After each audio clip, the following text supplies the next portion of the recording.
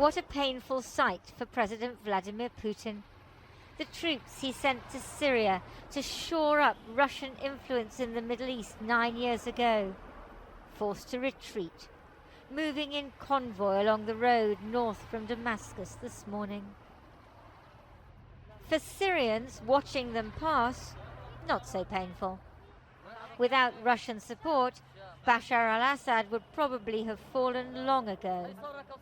Tell me what you're feeling watching the Russians go past. نصر كبير وفرحة الحمد لله قتلونا ودمرونا الحمد لله. We passed scores of vehicles, a column that continued for several kilometers, an organized retreat. And then they were forced to stop. One vehicle with a flat tire, and they all ground to a halt. The Russian military is notoriously camera shy, but today avoiding us was a low priority, although they didn't want to talk.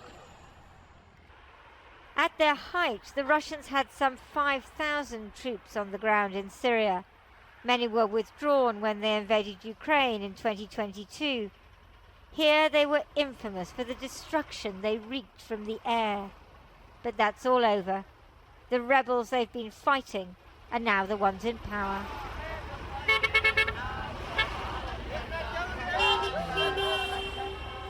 The Russian column has just set off again. It took them nearly 2 hours to sort out one flat tire. What we can see is that they are leaving in good order. They don't look like a defeated army. They must have come to some kind of agreement with the new authorities in Damascus. But we've seen more than 150 vehicles. It gives an idea of how huge the Russian presence in Syria was. They turned onto the road to Latakia and Tartus, where the Russians have an air base and a naval port. Transport aircraft and frigates have been spotted there, suggesting these forces are to be withdrawn to Russia. In Damascus, the new Prime Minister was fighting through not Russians, but crowds of well-wishers to get into the Umayyad Mosque for Friday prayers. During the scenes of mass jubilation, the man who led the militia that toppled Assad, shedding both his jihadi name and uniform, put out a statement calling for sober and responsible celebration.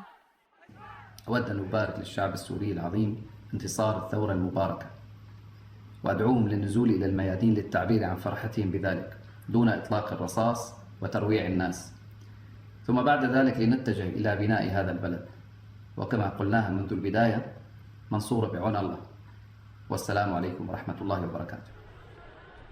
And head to the squares they did after Friday prayers.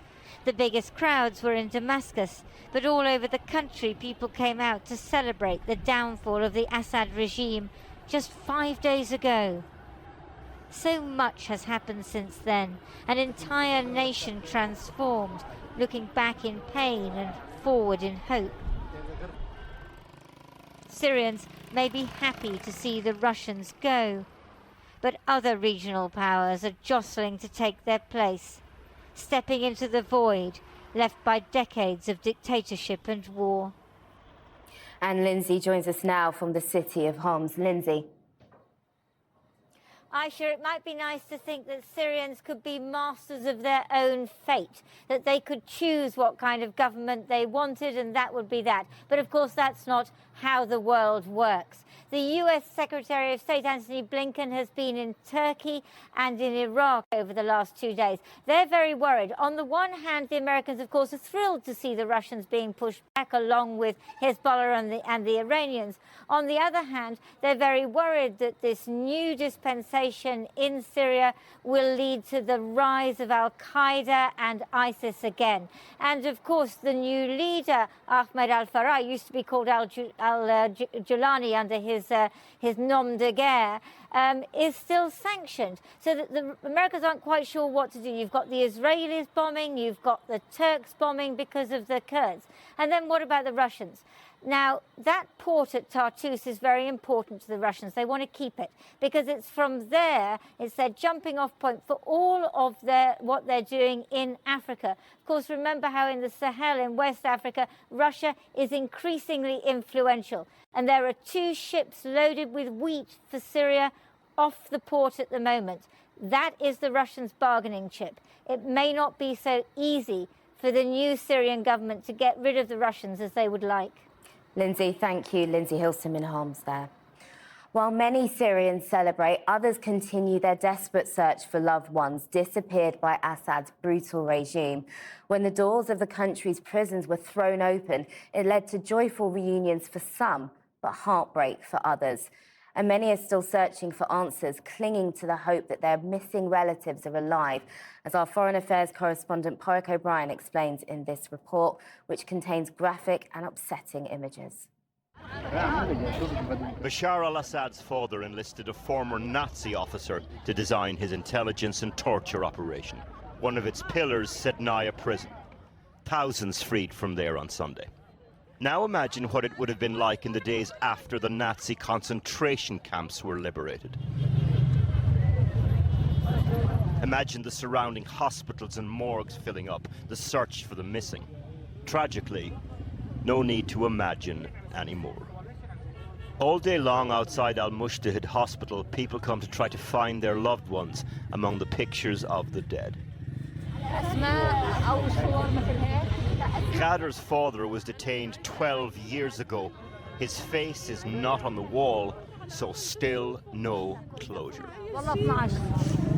انت قد ما رح تحكي انت ما رح تحسني تصفي اي شعور جواتك 12 سنه انت عايشه بعرقه كبيره ما بتعرفي عنه شيء انت عم تاكلي بس ما عندك.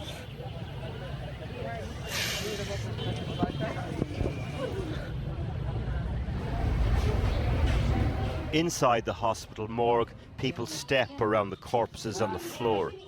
Some have been detained for so long they look different. Aging and torture makes them harder to identify. The deputy coroner explains. لقينا في حالات طلق ناري بالمنطقة القفوية بالصدر لقينا حالات تعذيب in this room. After 12 years of war, Dr. Al-Qassem has seen a lot, but this is different. يعني في منظر أنا كأطباء شرعيين إحنا مر علينا سابقاً بالسنوات السابقة مر علينا حالات كثيرة فينا نقول إنه هذا عذب أو فينا نقول إنه هذا كذا ولكن مثل هيك لسه نحن يعني في مفاجآت كثيرة ما بنعرفها. At another hospital, Ibn al-Nafis, we hear there's a freed prisoner being treated. We pass another notice board for the would-be bereaved. There are just 10 detainees in this hospital. Yesterday, this is the list of people who put their names down saying they'd lost loved ones that they were looking for. Inside, the former detainee's room is full of people. More keep coming.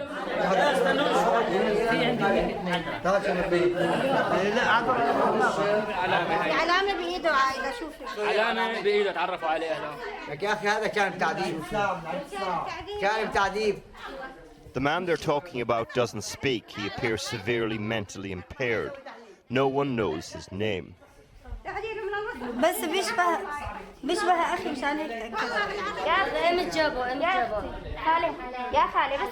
He cannot give consent to be filmed by us, but his doctors told us to publicize his presence here.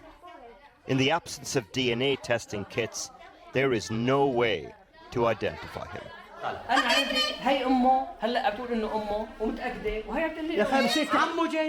Some are convinced that he's the son that they lost.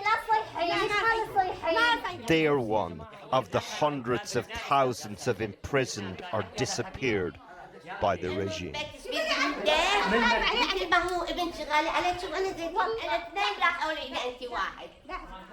تمام نحن بالمشفى من يوم الأحد تقريبا اليوم اللي وصلنا ما يتجاوزوا 10 أشخاص. كل شخص إجا فاقد ذاكرته عم تتعرف عليه أكثر من عيلة أكثر من 6-7 عيال عم تجي في شخص وصلوا ل 100 عائلة أو 100 شخص تعرف عليه على أساس إنه قريبه. We don't know how severe this man's condition was before Sednaya prison. We do know that the torture administered there was of the most extreme kind.